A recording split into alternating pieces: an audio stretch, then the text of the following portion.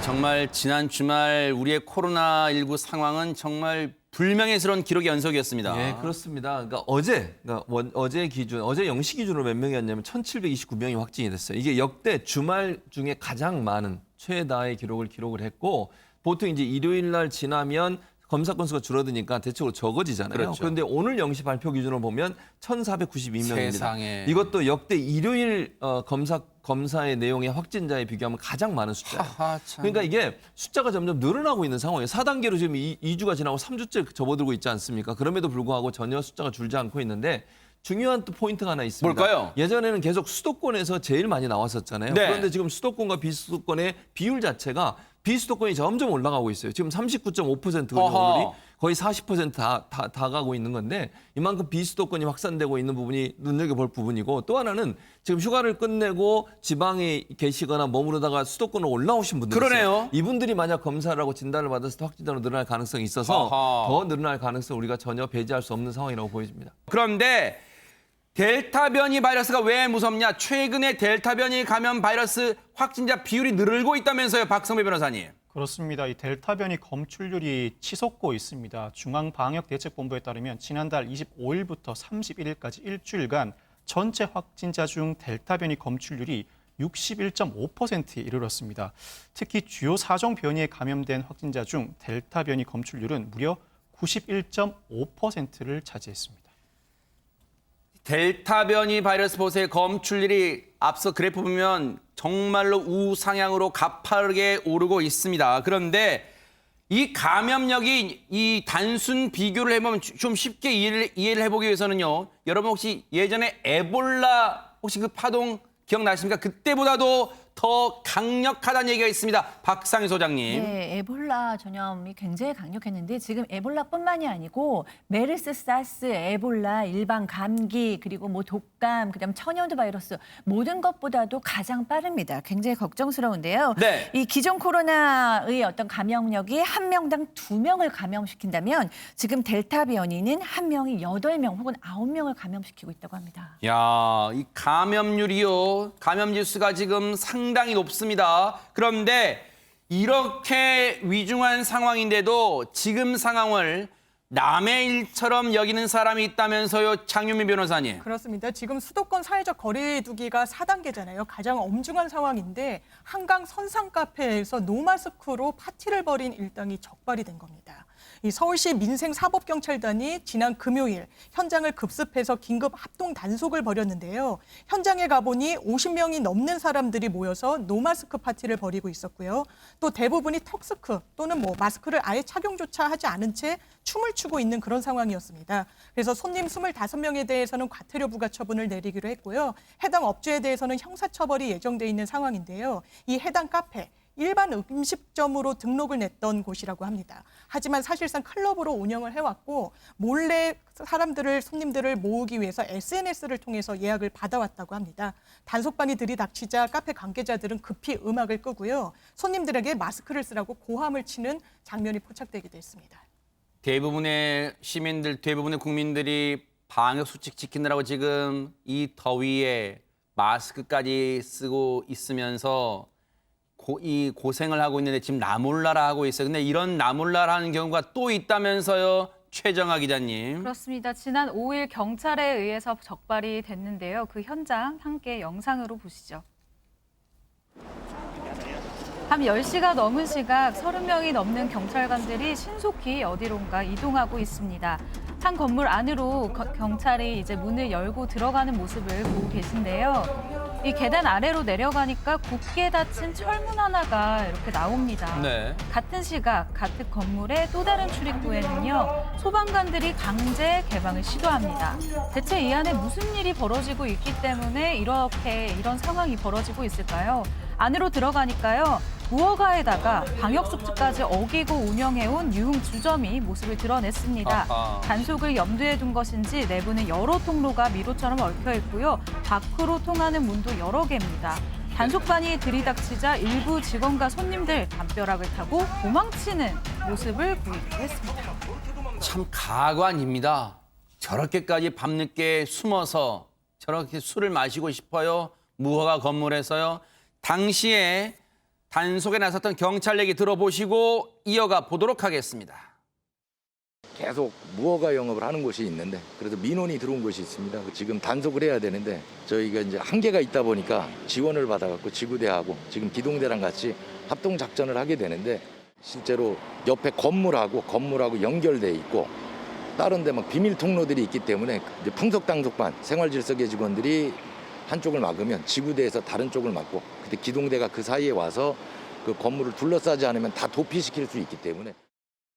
그런데 박성배 변호사님 지금 무슨 두더지 잡기 게임 하는 것 같이 여기 불법 영업하는 유흥주점 단속하면 또 저쪽에 영업하고 막 여기저기서 다 나옵니다 지금. 현재 거리두기 4단계인 수도권에서는 유흥주점 영업이 전면적으로 금지돼 있죠. 그렇지만 경찰 30여 명이 유흥주점 건물 단속에 나서봤더니 이 보신 것처럼 내부는 미로처럼 복잡하고요. 밖으로 통하는 출입문도 곳곳에 설치돼 있었습니다.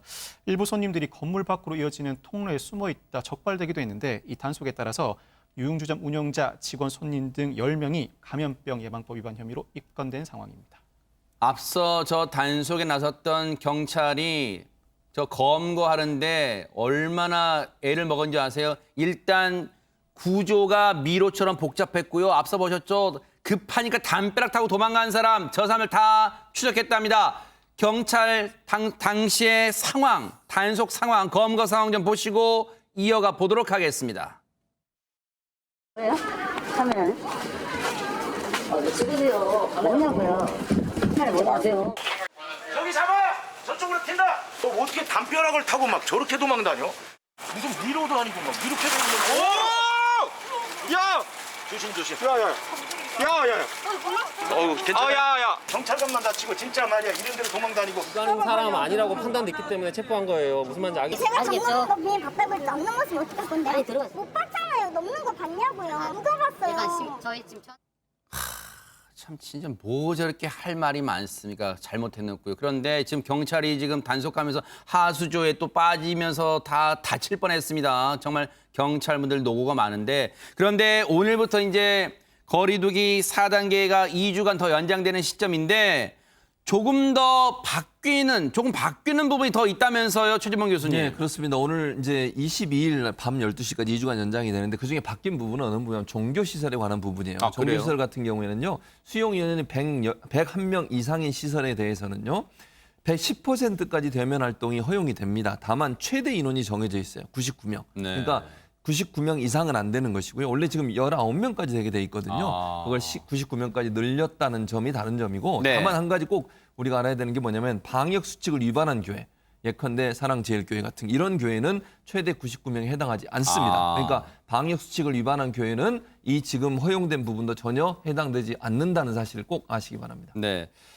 사실 지난 주말에요. 그런데 대면 예배를 강행한 교회 소식이 또 들려왔습니다. 박상희 소장님. 네, 역시 예상하신 대로 사랑제일교회입니다. 지금 4단계 거리두기 시행한 이후 4번째예요. 그래서 결국에는 이제 성북구가 칼을 빼들었습니다. 네. 결국에는 폐쇄 조치하겠다라고 밝혔어요. 다만 청문 절차를 밟겠다라고 얘기를 했는데요. 네. 교회가 청문 절차에 응하더라도 시설 폐쇄 행정명령은 시작이 될 것 같습니다. 네.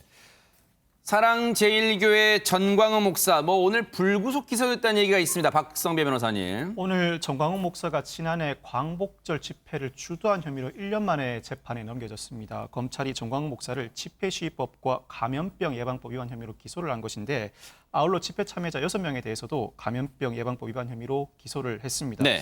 한편 전광훈 목사가 당 대표로 있는 국민혁명당이 오는 15일 광복절 연휴에 대규모 집회를 예고한 상황입니다. 이에 대해서 김창룡 경찰청장은 집회를 강행할 경우에 차벽을 설치해 집결을 차단하고 엄정 대응하겠다는 방침을 밝힌 상태입니다.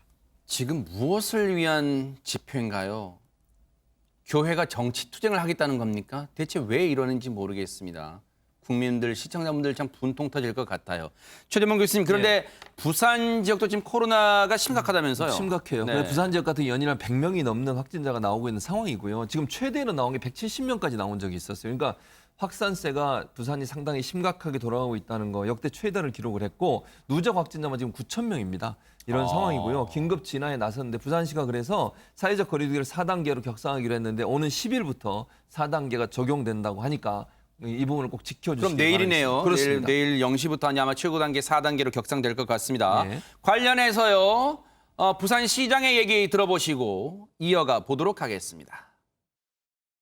최근 우리시 코로나19 상황은 중대한 위기를 맞이하고 있습니다. 지금의 상황이 며칠만 지속된다면 현재의 의료 시스템으로는 감당하기 어려운 위기 상황에 봉착할 것입니다. 우리 시는 8월 10일 0시부터 8월 22일 24시까지 사회적 거리두기 단계를 4단계로 격상하기로 했습니다. 아니 그럼 박상효 소장님, 부산도 내일부터 4단계가 된다면 서울처럼 저녁 6시 이후에는 2명밖에 못 모이는 겁니까 혹시? 네, 그렇습니다. 저희는 이제 익숙해졌지만 부산 시민들께서는 이제 좀 숙지를 하실 내용이 있을 것 같은데요. 6시가 되기 전까지는 사적 모임은 4명까지 가능합니다. 하지만 6시가 넘어가면 이제 2명만 가능하죠. 아하. 다중시술 이용은 대부분 10시까지만 가능합니다. 네. 식당은 이제 10시부터 새벽 5시까지는 이제 포장과 배달만 가능하고요. 네. 유흥시설, 콜라텍, 무도장, 홀덤펍 이런 곳이나 노래 연습장은 집합 금지입니다.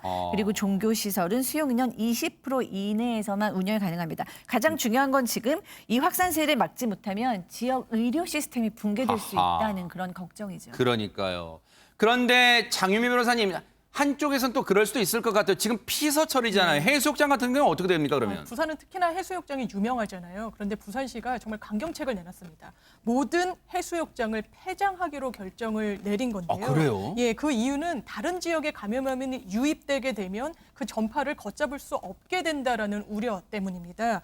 그런데 이 상권이 워낙에 지금 어렵기 때문에 성수기 특수를 노렸던 상인들에게는 정말 적지 않은 타격이 불가피해 보입니다. 아하. 자, 이런 가운데 백신 얘기 좀 짚어볼까요? 그동안 백신 낀 세대라고 이 얘기가 나왔던 40대 뭔가 좀 반가운 소식이 들려왔다면서요, 박수만 변호사님. 연령대별 접종 계획에서 가장 후순위에 있던 18세부터 49세 일반 국민의 접종 사전 예약이 오늘 오후 8시부터 시작됩니다. 오늘 오후 8시부터 열흘간 접속 인원 분산을 위해 처음으로 10부제가 적용되게 되는 것인데 이들 청장년층이 사전 예약에 얼마나 응하는지에 따라서 이 추석 전 전 국민 70%의 1차 접종이라는 목표를 달성할 수 있을지 여부가 결정됩니다. 아하. 아니 근데 이제 백신을 이제 예약을 하겠다는 이 접종을 예약을 하겠다는 그런데 최정화 기자님 차량 10부제는 들어봤지만 백신 예약 10부제 이건 어떻게 하겠다는 겁니까 그러면? 네, 굉장히 간단하다고 생각하시면 되는데요. 열흘간 생일 끝자리와 이 동일한 날짜에 예약을 하면 되는 그런 시스템입니다. 예를 들어서 오늘은 9일이지 않습니까? 그렇기 때문에 주민번호상 생일이 9일, 19일, 29일이신 분들은 오늘 오후 8시부터 10일 오후 6시까지 사전 예약을 할 수가 있습니다. 아하. 그리고요, 사실 이 기간을 놓쳤다고 막 전전긍긍 하실 필요가 없는 게 이 기간을 놓쳐도 19일 오후부터 또 다음 달 18일까지 접속을 또 이 예약을 받으니까요. 또 마음 편하게 하시면 될 것 같고요. 네. 21일 오후 8시부터 9월 18일까지는 18세부터 49세 이 전체가 추가로 예약이 가능합니다. 카카오라던가 뭐 네이버라던가 패스 등을 이용해서 간편 인증을 이용할 수 있으니까요. 저번처럼 서버 먹통 사태를 걱정을 좀 덜 했으면 좋겠다라는 개인적인 바람이 있고요. 또 백신을 예약한 18세부터 49세 분들 내가 맞는 백신이 어떤 백신인지 궁금하실 텐데요. 화이자 또는 모더나 백신으로 1차 접종을 맞을 것 같습니다. 그런데 우려되는 대목은 사실 방역 당국 입장에서는 나름 좋은 생각이라고 이 판단했을 마스크 오부제 기억나실 거예요. 그때 현장에서 대혼란이 있었어요. 혹시 이번에도 그러지 않을까 걱정됩니다. 그러니까 그런 부분들을 잘 준비했다고 당국은 얘기하고 있어요. 하루 최대 예약 가능 인원이 190만 명 정도가 가능할 수 있도록 그렇게 준비를 했다고 얘기를 하고 있고 10부제를 하기 때문에 분산이 좀 될 것 같습니다. 예전에는 10부제 없이 그냥 모든 사람이 다 동시에 접속을 하다 보니 그런 문제가 발생을 했는데 그래서 아마 30에서 50분 정도면 예약이 종료될 것이다라고 지금 예측을 하고 있는 상황이고요. 네. 이게 예약이 오후 그러니까 밤 8시부터 다음 날 6시까지입니다. 주로 보면 처음에 많이 접속을 하세요. 그러니까 밤 8. 저도 예전에 예약할 때 보면 저도 밤 8시부터 저는 이제 0시부터 시작을 했는데 0시에 가장 많이 접속을 하셔서 저는 그 다음 날 9시에 예약을 해서 한 30분 정도 기다려야 예약이 됐거든요. 그래서 뭐 너무 많이 접속하면 조금 시간을 두시고 조금 있다 하시면 아무래도 접속이 좀 더 원활하지 않을 그렇게 예상이 됩니다. 그러니까요. 어쨌든 전 국민 70% 1차 접종 목표 그걸 이루기 위해서는요. 또 우리 국민도 잘 백신 접종에 협조를 해야 되지 않을까 또 그런 생각도 해봅니다.